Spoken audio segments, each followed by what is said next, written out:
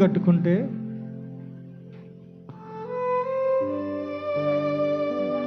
ఆ గూడు మొత్తం పీకేశాడు. తర్వాత ఇంకొక చోటకి వెళ్ళింది, ఇంకొక ఇంటి మీదకి వెళ్ళింది. ఆ ఇంటి మీద కూడా గూడు కట్టుకుంది. అది చక్కగా పిచ్చి గూడు అంటే బాగా అందంగా ఉంటుంది. అది సహజంగా మేము చిన్నపిల్లలు అంటే మేము చిన్నప్పుడు మా ఇల్లు ఉండేది పెంకుటిల్లు. చిన్నపిల్లప్పుడు ఈ చెట్లు ఉండేవి. ఆ ఏ చెట్లకి గూళ్ళు అమర్చుకుంటాయి, చిన్న చిన్న పీసులతో అమర్చుకుంటాయి. ఆ పిచ్చుకలు వాటిలో నివాసం చేస్తుంటాయి, వాటిలో ఉంటాయి. నేను చిన్నప్పుడు వాటిని చూసి ఈ ఎట్ట కట్టుకుంటున్నాయి అని ఆలోచించాను. అది భలే కట్టుకుంటాయి. ఆ పిచ్చుకు కూడా ఒకటి పీకి చూస్తే ఇటు పోవటానికి మళ్ళీ ఇటు లోపలికి ఒక గుంటగా పైన ఒక ఆకారంగా భలే ఉంటుంది. ఆ పిచ్చుక ఇంకో చోట పోయి గూడు కట్టుకుంది, దాన్ని బీగేశారు.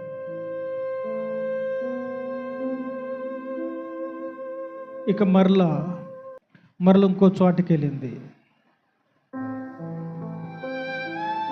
ఇంకొక ఇంటి మీద గూడు పెట్టుకుంది. ఆ ఇంటి మీద కూడా మళ్ళీ దాన్ని పీకేశారు.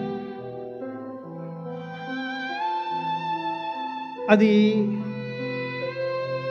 బాగా ఎండాకాలం అయింది, బాగా వానాకాలం అయింది.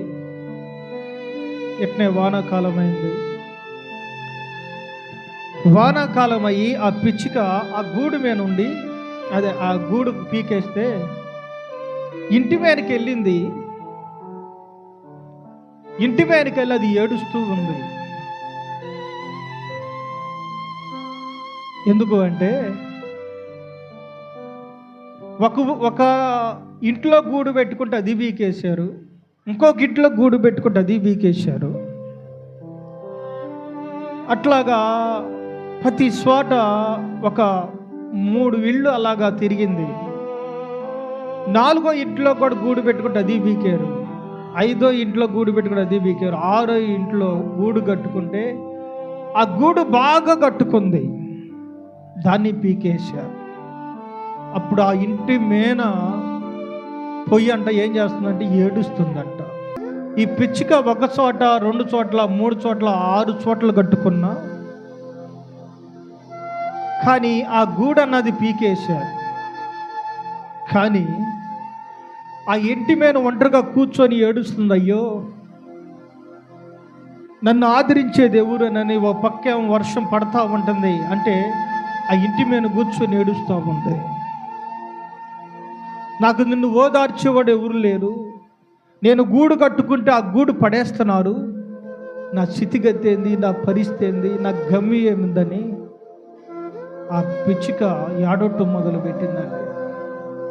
ఈ లోకంలో చాలా మనం చూడండి, మనం కూడా ఏదన్నా ప్రేమతో కట్టుకుంటాం.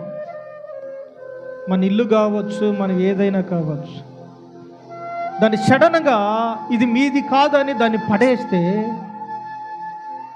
మనకెంత బాధ తెలుసండి. బాధ కదా. ఇప్పుడు అన్నం పెట్టి ఆ ఇత్తరాకు తీసేస్తే ఏమైంది తెలుసా? ఆ దుఃఖపడే ఆ శాపం ఆ తీసేసినోడు మేము తగిలింది. ఎందుకు చెబుతున్నామంటే గుర్తుపెట్టుకోండి, చాలామంది జీవితాల్లో ఒంటరితనం.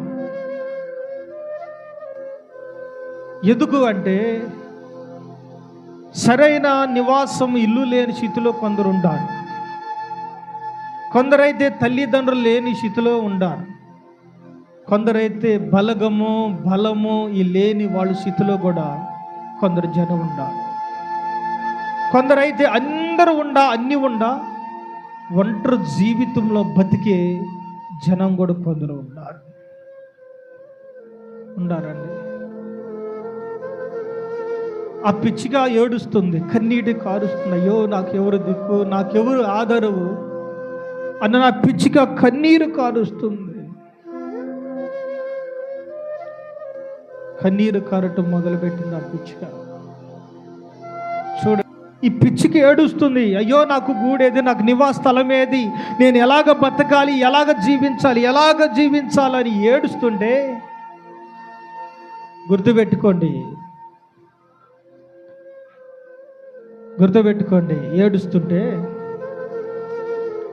దేవుడు ఏమన్నాడు తెలుసు? యేసు ప్రభు ఆ పిచ్చికి దగ్గరకు వచ్చమ్మా, నువ్వు ఏడుస్తున్నావా? ఎవరు లేరని ఏడుస్తున్నావా? ఎవరి కోసం నువ్వు ఏడుస్తున్నావు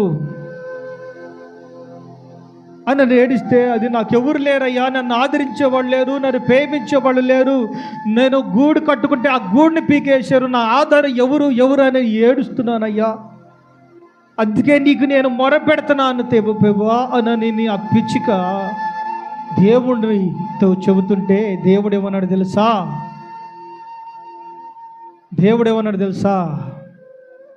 నా బలిపీఠ మీద నీకు నివాసము దొరికింది. అందరు సభ్యులు కొడదాం హల్లెలూయా. ఏం దొరికిందంట? నా బలిపీఠ మీద నీకు నివాసం దొరికింది. నీ కన్నీరు నేను చూశాను, నువ్వు మొరపెడతావు నేను చూశాను, నీ కన్నీరు ప్రార్థన నేను ఆలకించాను. ఎవరు నిన్ను ఆదరించలేకపోయినా, ఎవరు నీ దగ్గరికి రాలేకపోయినా, ఎవరు నిన్ను ప్రేమించలేకపోయినా, నేను నీకు తోడై ఉండాను. అందరూ సభ్యులు కొడదాం. నిజమండి, చాలా ఆ పిచ్చిక ప్రభు వైపు చూసి ఏడిచింది. దాన్ని తీసుకున్నాడు, దాన్ని ఆయన రెక్కల వెనుక, ఆయన భుజం వెనుక ఎక్కించుకొని తీసుకొచ్చి ఆ బలిపీఠం మీద, మందిరంలో బలిపీఠం ఎదుట ఆ పిచ్చికను పెట్టి